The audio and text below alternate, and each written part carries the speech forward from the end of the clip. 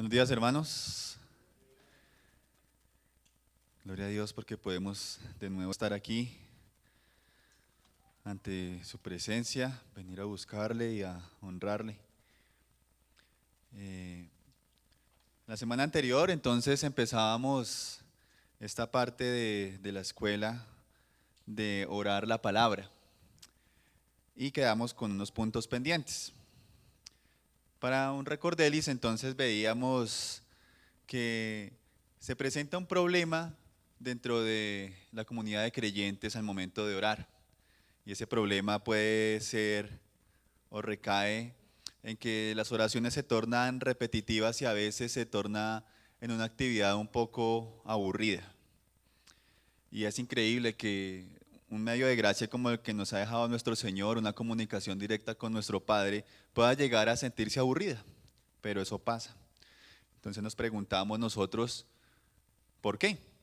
Y podemos llegar a creer que somos unos creyentes de segunda categoría y demás. Y veamos que el problema de todo esto radica en el método. ¿Cómo hacemos y qué hacemos al momento de orar? Y pasábamos a plantear la solución, ¿cierto? Y veíamos que la sencilla solución es orar la palabra. Y lo hacíamos con base en un ejercicio, leyendo la palabra y tomando ese fragmento que íbamos leyendo y nos íbamos o lo tomábamos como base para poder expresar aquellas peticiones, aquellos ruegos, agradeciéndole también al Señor por todo lo que ha hecho en nuestras vidas, tomando como base ese texto de la palabra. Lo hacíamos con el Salmo 23. Hacíamos unas aclaraciones y el punto que continúa es orar otras secciones de la Biblia, ¿no? Hicimos énfasis en los salmos, que los salmos son ese libro de alabanzas que el Señor ha dejado para que a través de él le adoremos y para que a través de él podamos dirigirnos y conocerle más, que ahí podemos encontrar todas las circunstancias que pueden ocurrir en nuestra vida y podemos pedir a través de los salmos por ellas o entregar todo lo que tenemos al Señor a través de estos salmos. Pero entonces, ¿también podemos orar a través de otras secciones de la palabra? Pues claro que sí. Sí, no es algo que no se pueda realizar. ¿Sí? Podemos mirar entonces un ejemplo. ¿Qué mejor qué forma de hacerlo que con un ejemplo? Podemos mirar Primera de Tesalonicenses, el capítulo 2, y comenzar pues como lo veíamos hace 8 días por el versículo 1. ¿Sí? Esto puede resultar de que estemos nosotros haciendo nuestra lectura diaria de la palabra, por los libros que nosotros vayamos navegando y que ese mismo libro por el cual estamos estudiando pues pueda ser la base para que nosotros oremos la palabra. ¿Sí? No es para hacer el estudio propiamente, podemos haber hecho el estudio, nuestro devocional con esa parte, con esa porción de la palabra, pero ahora vamos a usarlo para pasar a hacer el ejercicio de orar la palabra, de hacer la oración nuestra. El versículo 1 que dice, porque vosotros mismos sabéis, hermanos, que nuestra visita a vosotros no fue en vano. ¿Sí? Tomando este versículo, ¿cómo podríamos orar? Podemos decir, gracias Señor por aquel siervo, por aquel hermano, por aquel creyente que me trajo el Evangelio. Gracias porque fue fiel al compartir estas palabras de vida eterna para conmigo. ¿Sí? Gracias porque abriste mis ojos a esa necesidad, la necesidad de esa salvación, para que no reciba tu evangelio en vano.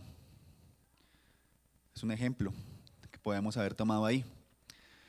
Después de que hayamos dicho todo, como veíamos en el ejercicio pasado, ¿sí? Pueden ocurrirse más palabras, pueden llegar más pensamientos basados en esta porción de la palabra.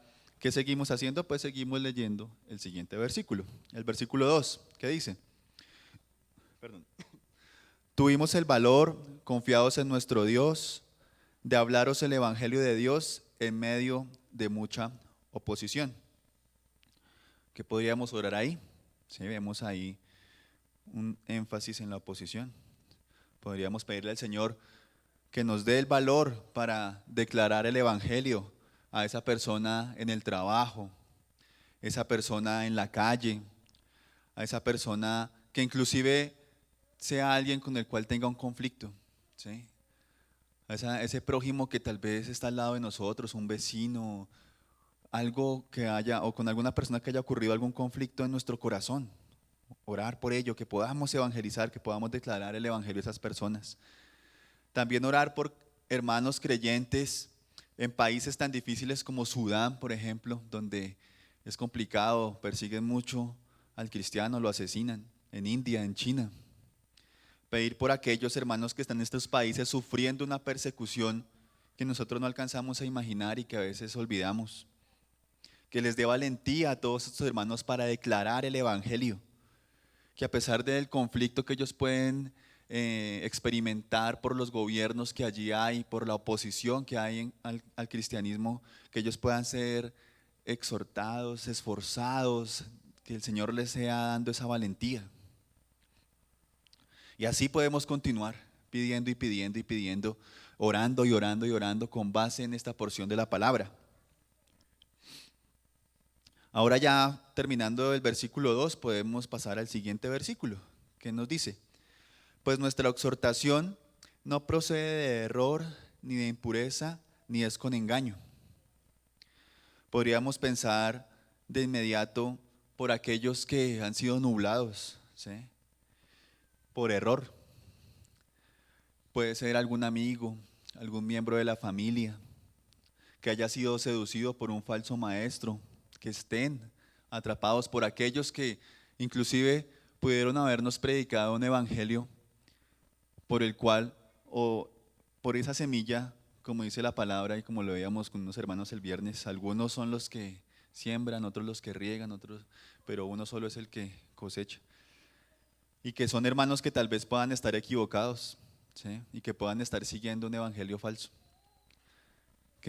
Yo sé que muchos conocemos y tenemos en nuestro corazón y en nuestras mentes personas con esta descripción, que podamos clamar a ellos para que sean abiertos sus ojos y que esas falsedades que hayan podido creer salgan de su corazón.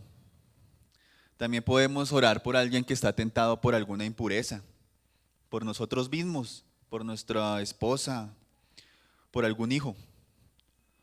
Podemos también orar por alguien que está siendo presa del engaño, tal vez una jovencita acá en la iglesia, o un joven que está siendo presa de algún engaño en su colegio, en su universidad, por algún hombre o alguna mujer que les quiere tender ahí la trampa, sigue engañarlos hoy en este mundo caído.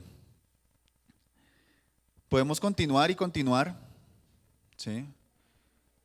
También con este versículo 3 que menciona que la enseñanza no procede ni de error ni de impureza. Orar también por nuestros maestros acá en la iglesia, para que el Señor libre de error los estudios que se realizan, que realizamos nosotros aquí, ¿sí? Que cuando nos preparemos también seamos librados de toda esa impureza que podemos encontrar en nuestros estudios, por nuestro mismo corazón primeramente. Que si en algún momento alguno de los que tenemos el honor de pararnos acá podamos enseñar algo que vaya contrario, que libre a la iglesia de esa impureza. ¿Sí? No somos infalibles, el único infalible es el Señor. También podemos pedir por eso. Que guarde, que nos libre el Señor de todo engaño, que podamos llegar nosotros tal vez a hacer y que el exterior quiera también traer a la congregación. Orando de esta forma, estamos orando a través de otro pasaje de la Escritura, estamos orando a través de un pasaje que habla de muchas cosas, de mucha doctrina, como estas cartas de Pablo, y podemos ahí demorarnos un tiempo, como lo hablábamos en la clase pasada, o se acaba el tiempo que teníamos dispuesto para la oración, y si termina el texto que habíamos seleccionado para orar, pues pasamos al siguiente texto. No nos vamos a quedar sin herramientas, sin material para continuar orando, y para no hacerlo de manera repetitiva y para no hacerlo de una forma que pueda llegar a nuestro corazón necio a llevarnos el aburrimiento, porque eso va a ser en nosotros, ¿no? D.A. Carson, en un libro sobre las oraciones del apóstol Pablo, dice lo siguiente: ora a través de las escrituras. En ocasiones, los cristianos que acaban de emprender el sendero de la oración oran por todo lo que les llega a la mente. Y al darle una mirada a sus relojes, descubren que solo han estado orando por 3 o 4 minutos. Ha pasado muy poco tiempo. Esta experiencia genera a menudo un sentimiento de derrota, desánimo y aún de desesperación. La mejor manera para empezar a vencer este problema es orando a través de los distintos pasajes bíblicos, ¿sí? Y es verdad, yo creo que a todos nos ha pasado que en algún momento de nuestras vidas tenemos o se presentan muchas circunstancias y empezamos a orar, y cuando estamos por terminar miramos el tiempo, ha pasado muy poco. Entonces es bien válido y es una alternativa bastante que nos puede dar un gran fruto, orar a través de la palabra, continuar leyendo versículo tras versículo y seguir dejando todos nuestros ruegos y todo lo que venga a nuestra mente al Señor. Ahora bien, ¿cuál es la parte más importante de esta disciplina que estamos tratando, de orar la palabra? ¿Sí? Pues estas porciones y la misma palabra nos ha sido dado también con este propósito. Dijo Dietrich Bonhoeffer, un creyente alemán del tiempo del nazismo, nos dice: los salmos nos han sido dados con este propósito, que podamos aprender a orarlos en el nombre de Jesucristo. ¿Sí?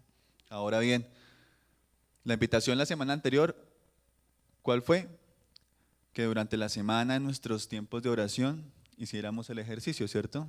De tomar alguna porción de la palabra y hacer nuestras oraciones conforme a este ejercicio, ¿sí? Entonces, tenemos que tomar la decisión como creyentes en nuestras disciplinas espirituales. ¿Lo vamos a hacer? ¿Ya lo hicimos? Si no lo hemos hecho, ¿vamos a poner en práctica esto? ¿Vamos a evaluarlo? ¿Cómo nos va? ¿Sí? ¿Es real esto que estamos estudiando? ¿Habrá alguna transformación en la oración que yo estoy realizando? ¿O me voy a quedar, y si es mi caso, del cual yo estoy orando y mi oración es repetitiva, monótona, tal vez aburrida, mis hijos ya se la saben de memoria y como decíamos la semana anterior, ya es mejor dejar una grabación ahí para que repita todo lo que decimos todos los días? ¿O vamos a tener la disciplina de decir, bueno, vamos a orar la palabra, vamos a aplicar lo aprendido, ¿sí? Vamos a orar este salmo, vamos a adorar a nuestro Dios que se ha revelado a través de la palabra y podemos por eso mismo conocerle y adorarle? ¿Qué podemos encontrar, hermanos, si realizamos o utilizamos esta disciplina? ¿Sí? Entonces ya después de que comencemos nosotros a hacer el ejercicio, que vayamos obteniendo un resultado, que al momento de terminar nuestra oración podamos ver que oramos por 20 minutos, por 30 minutos o más, podemos encontrar ya un análisis, ¿cierto? Analizar qué ha ocurrido en nuestra vida, qué encontramos ahora en nuestro momento de oración. Y podemos mencionar algunas cosas que es lo más seguro que encontremos o vayamos a encontrar o que ya hayamos encontrado. Una de ellas es que nuestra mente ya no divaga, ¿sí? No nos quedamos ahí en la oración y haciendo una pausa como pensando en qué más, o nos vamos por allá a otro lado mientras estamos en el momento de la oración y yo estaba orando, vuelvo, ¿cierto? Podemos permanecer enfocados en nuestra oración porque estamos siguiendo un texto bíblico. Otra evaluación de esta disciplina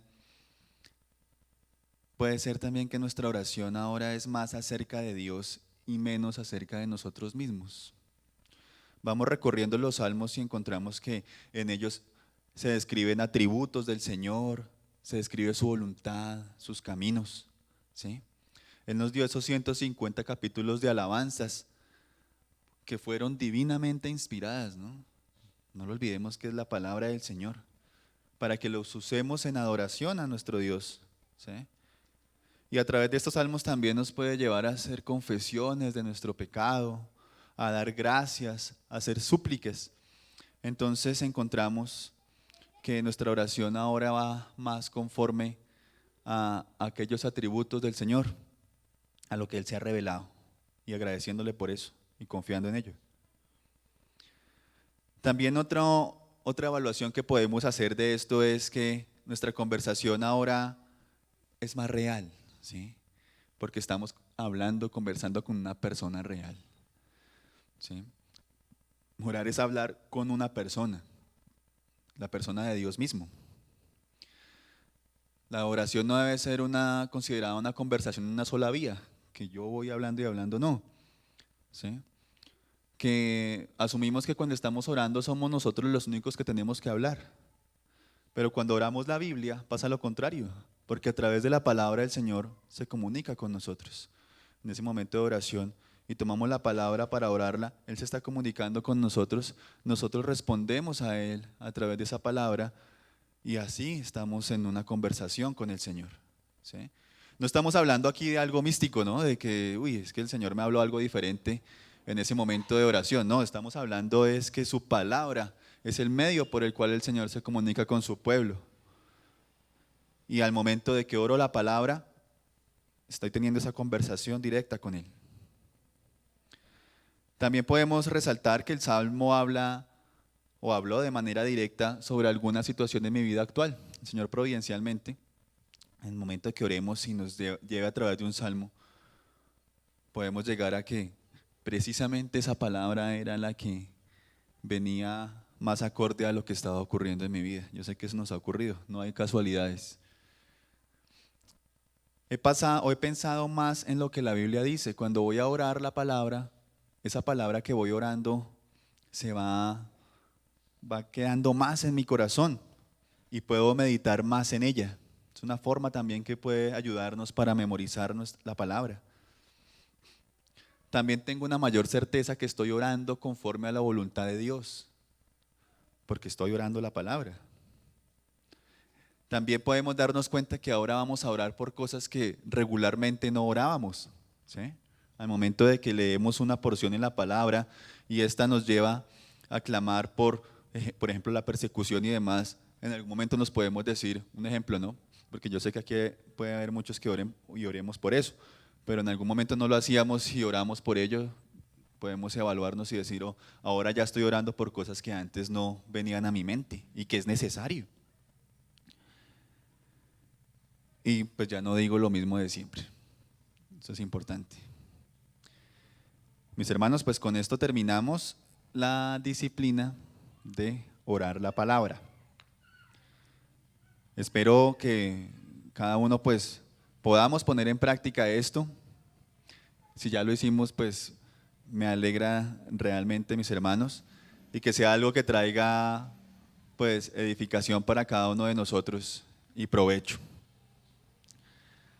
Pasamos a otra disciplina que me corresponde, que es cantar la palabra. Ahora pasamos de orar la palabra a cantar la palabra, ¿sí? Bien sabemos que nosotros pues tenemos también ese privilegio de cantar a nuestro Señor, de alabarle con música. Cada domingo y cada día en nuestros quehaceres, en nuestro día a día podemos hacerlo. Sin embargo, desafortunadamente en la iglesia se ha presentado una dicotomía entre la adoración y la predicación, ¿sí? Más o menos es esto. La adoración, creemos o se cree, es que es cuando cantamos y experimentamos la cercanía de Dios. Ahí es cuando expresamos nuestro amor a Él y permitimos que su Espíritu se mueva entre nosotros. Eso se ha venido creyendo en las iglesias. Estas son todas actividades del lado derecho del cerebro, ¿sí? Y al momento de que ya pasamos a escuchar la palabra, que esto apela al lado izquierdo del cerebro, eso es alimento para nuestra mente, para nuestro intelecto, para hacernos pensar, pero no para sentir. ¿Sí? Y pues quienes creen en esta separación pueden llegar a tal grado de que asisten a una iglesia por su momento de alabanza, ¿sí? Porque ahí se manifiesta y sienten el espíritu y todo aquello, y pueden llegar a otro lado o buscar otro recurso para escuchar la palabra. ¿Sí? Y pues eso es delicado. La canción y la predicación no son incompatibles o contrarias una a la otra en ninguna forma.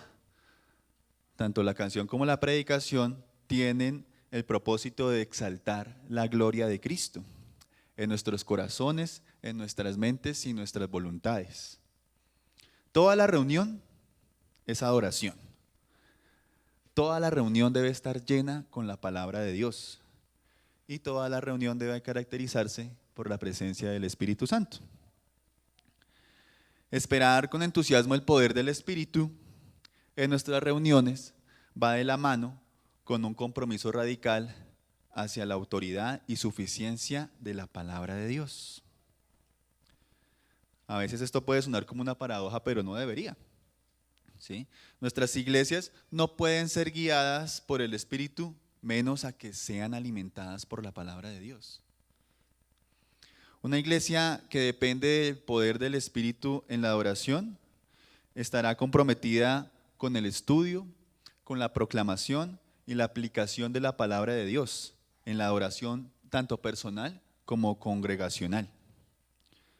La palabra y el Espíritu nunca han tenido la intención de estar separadas.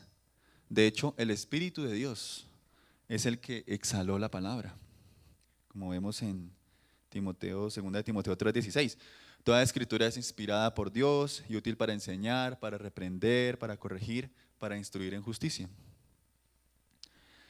No solamente el Espíritu de Dios inspira la palabra, Él ilumina nuestros corazones para que podamos entenderla. El Espíritu de Dios y su palabra van juntos.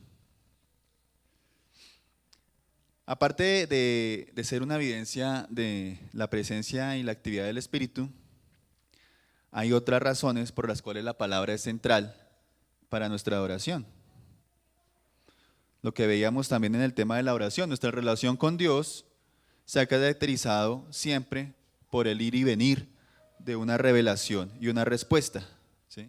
Si el Señor nos hubiera revelado a nosotros, no sabríamos a quién agradecer, a quién obedecer o a quién servir. No sabríamos cómo adorarle.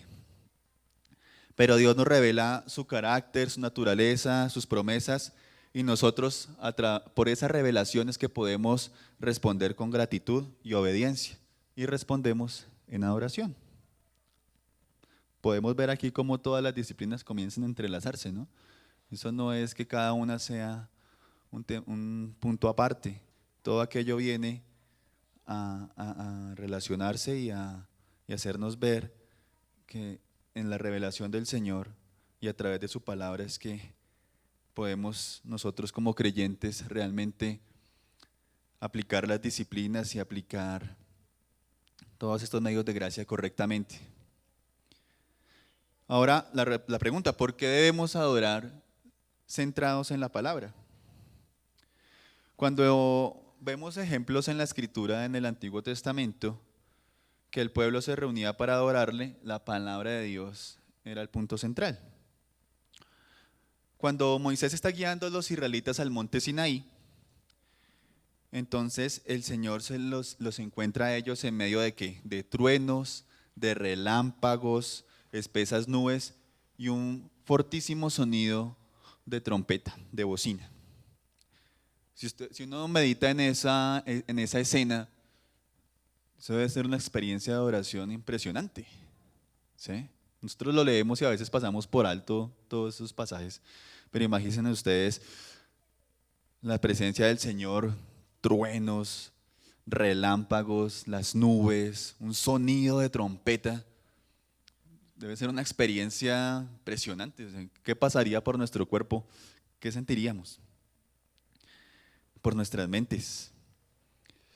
Pero lo más significativo de ese momento, ¿sí?, no fue esa experiencia como tal, sino que el Señor, que les dejó los 10 mandamientos, les dejó palabra, ¿sí? Eso es lo más significativo de Él. Palabras por las cuales Él se revela a nosotros, que Él quiere que nosotros conozcamos de Él, ¿sí? Estas palabras son lo importante, más que transmitir impresiones, las imágenes que veamos, las experiencias, por poderosas que éstas sean. También vemos al rey David, un ejemplo de un adorador. Qué mejor ejemplo en la palabra. Él, aparte de ser rey, de lo que conocemos de su historia, también era un músico talentoso y un hombre de profundas emociones, como lo deja ver en sus escritos. Pero cuando cuando se trataba de adorar a Dios, el Señor, que nos dejó las palabras que Él plasmó.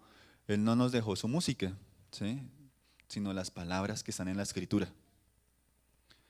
Más adelante, también vemos en la Escritura, cuando Israel retorna del cautiverio en Babilonia, Esdras y los otros sacerdotes buscaron restablecer la adoración al Señor en el templo. ¿Ellos qué hicieron? Se pusieron en pie y leyeron la palabra en el libro, la ley del Señor, ¿sí?, interpretándole, dándole el sentido para que se entendiera la lectura. Ellos querían que el pueblo de Dios escuchara y entendiera lo que Dios había hecho para ellos, había dicho para ellos. Que la palabra de Dios proveería el fundamento para las expresiones de arrepentimiento, de gratitud, de alabanza y celebración que siguieron después. Esto lo vemos en Nehemías 8:8, ahí vemos ese relato. Después de que ellos hacen esto, pues hay un profundo gozo, una profunda celebración, ¿sí? ¿Y cuál fue el punto central? La palabra, la lectura de la palabra. La palabra de Dios, claramente explicada y entendida, nos afecta en la misma manera hoy, nos debe afectar de la misma forma, ¿sí? En el Nuevo Testamento también vemos esto. Jesús mismo dio ejemplo y mandó a que se amara esa palabra escrita. Él reprende a los fariseos porque fundamentaban su adoración en tradiciones. Ellos inclusive habían puesto más cosas de lo que está escrito en la misma palabra. Y habían puesto toda esta adoración era en tradiciones de hombres, más que en los mandamientos del Señor, ¿sí? Y el Señor los reprende por ello. El Señor Jesús también deja muchas palabras en el Nuevo Testamento haciendo referencia al Antiguo, citándolo, pues porque todo se trata de Él. Los primeros cristianos también en el libro de Hechos vemos, se dedicaron a la enseñanza, como los apóstoles. También Pablo anima a Timoteo a dedicarse a la lectura pública de la Escritura. También le manda que predique la palabra. Y a nosotros, en Colosenses 3:16, si alguien me ayuda, nos instruye también. ¿Quién me ayuda ahí con Colosenses 3:16? Dale, Alexis.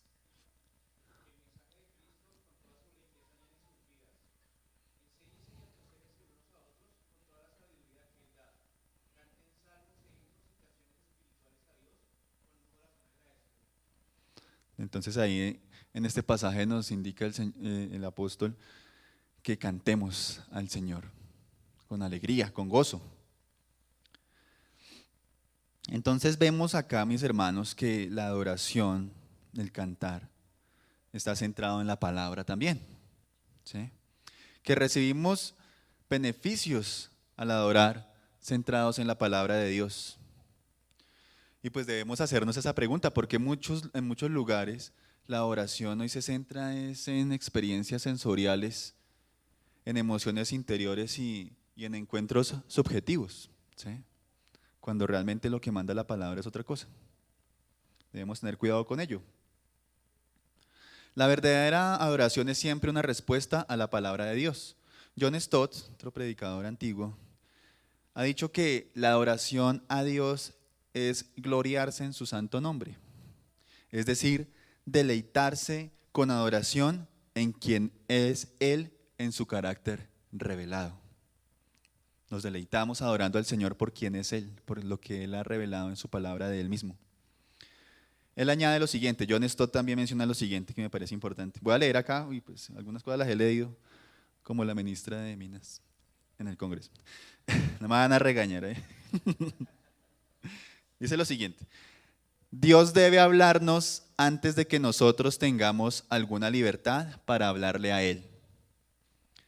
Dios debe revelarnos quién es Él antes de que nosotros podamos ofrecerle lo que nosotros somos en adoración aceptable. La adoración a Dios es siempre una respuesta a la palabra de Dios.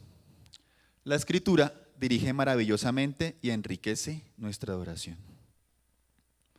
Haciendo todo este énfasis, hermanos, en la adoración, en cómo debemos hacer nuestra adoración, pues pasamos ahora al punto central, cantar la palabra, ¿sí? ¿Por qué cantar la palabra? Las canciones son teología, ¿sí? Canciones basadas en la palabra. Nos enseñan quién es Dios, cómo es Él y cómo debemos relacionarnos con Él. Somos lo que cantamos, dicen por ahí. Es por eso que debemos cantar la palabra de Dios. Una manera de hacerlo es usar cantos que citen pasajes específicos de la Escritura, ¿sí? Encontramos algunos hermanos que tienen este don de cantar y que usan pasajes específicos, ¿sí? Directamente. A mí me gusta un muchacho que se llama Martín Manchego, él tiene varias alabanzas y son palabra, son directamente la palabra cantada. Pues también cantar la palabra pues puede incluir más que recitar versículos específicos, ¿sí? No es que esto sea un mandato y ya no, ¿sí?